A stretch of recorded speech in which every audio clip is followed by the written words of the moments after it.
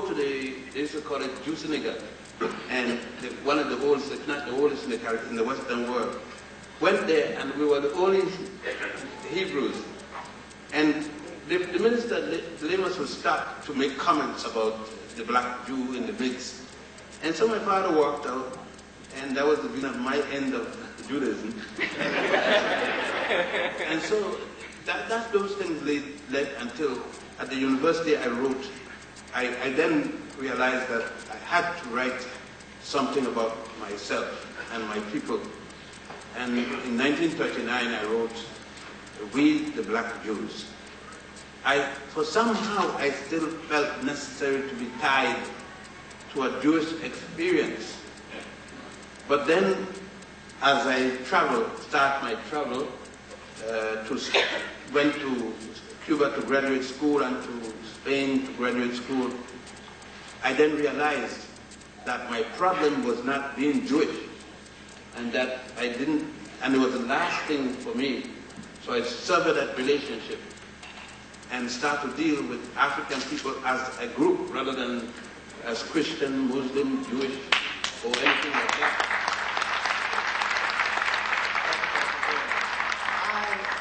I don't want to monopolize the rest of the time that we have left, because time is rapidly moving on.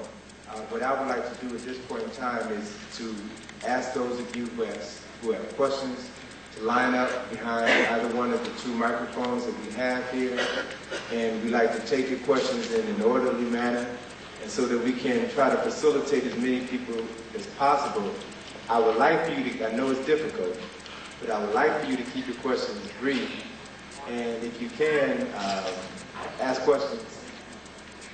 I just want to preface that tomorrow, Dr. Jackson's theme will be Dr. Hubert Henry Harrison, the Black Socrates, and the influence that he has had on his life.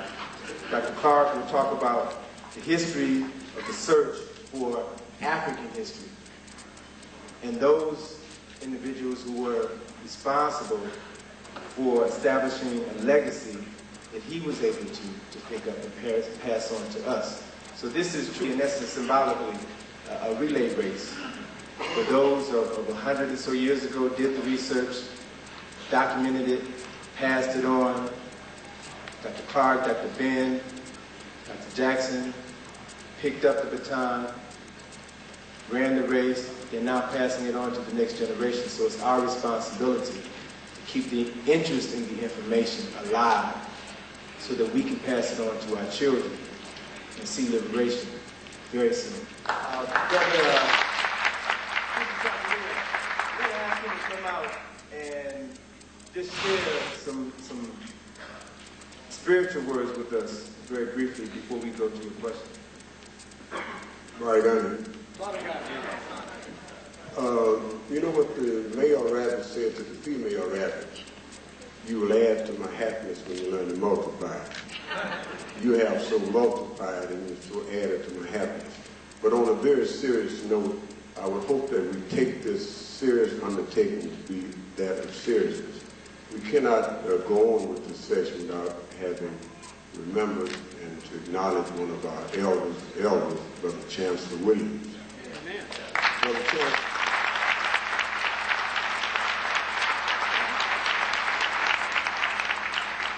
we must acknowledge the spiritual existence of Brother Chancellor Williams. He's still alive. He communicated early on with the elders here, myself and Brother Jim Roberts, that he wants to be here, he wanted to be, and he might still yet to come tomorrow. No high hopes, but at any rate, I would like for us to just not stand, because that would be too Christian, I think, Brother Ben, would it not?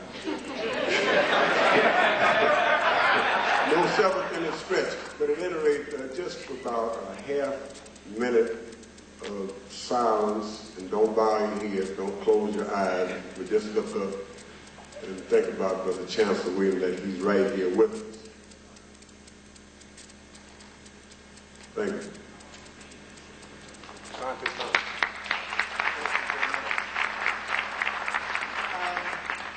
I'd like to begin this mic, and then we'll go over here with the questions.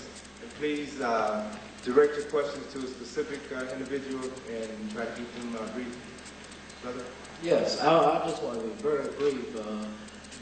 My question is very simple. Do you think, with the 3 panels up there, that anything will change for black folks today or tomorrow with the history and knowledge that the people out here knows or trying to learn about the history of black people or the beginning of what's happening again, or will anything change where the white folks won't be on top anymore, that the black folks will have a chance to be the dominant from all 3 panels? Very, very, very brief.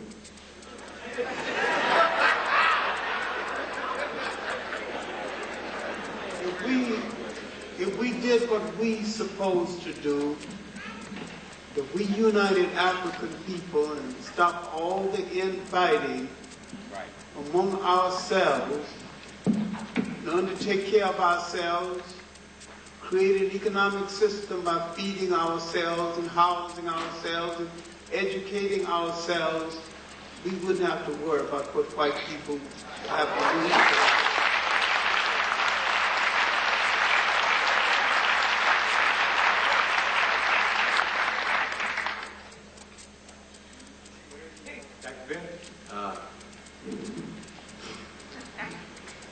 One of the reasons I live in Egypt now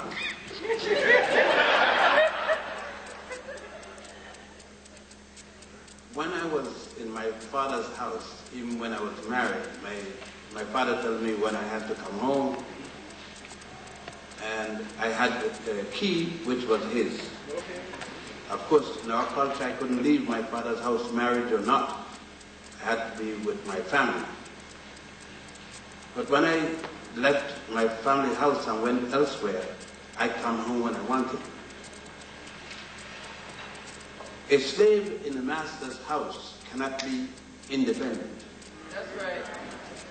And if you believe that the day will come when you will be with the master in his house, and he will treat you as an equal, you're crazy.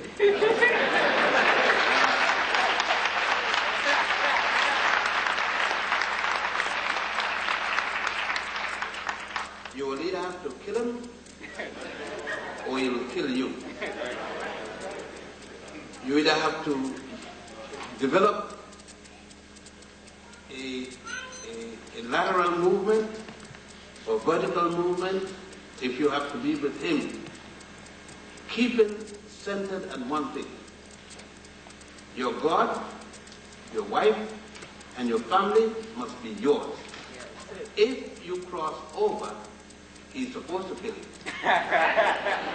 If you keep that in mind and develop yourself for yourself, then you don't have to depend on him changing. You make your change to protect yourself and decide where the battleground is going to be when the war comes.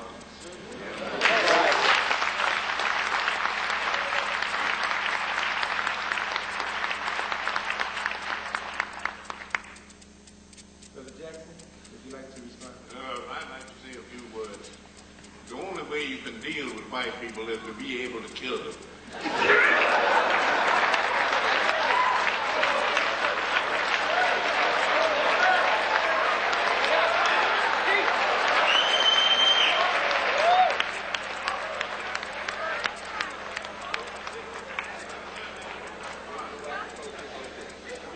Walk around with a 38 Smith & Wesson pistol loaded in his pocket. And one day an obstreperous white man insulted him, and he pulled his pistol out and aimed it at his head and said, "Take one more step and I'll blow your brains out." And he didn't have any trouble with white folks after that.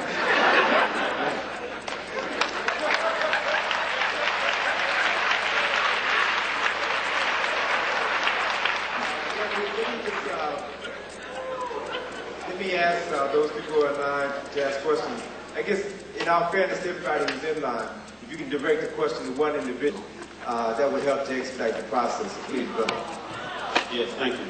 Dr. Clarke, since 1973, 74, 75, I was studying for history in African and Islamic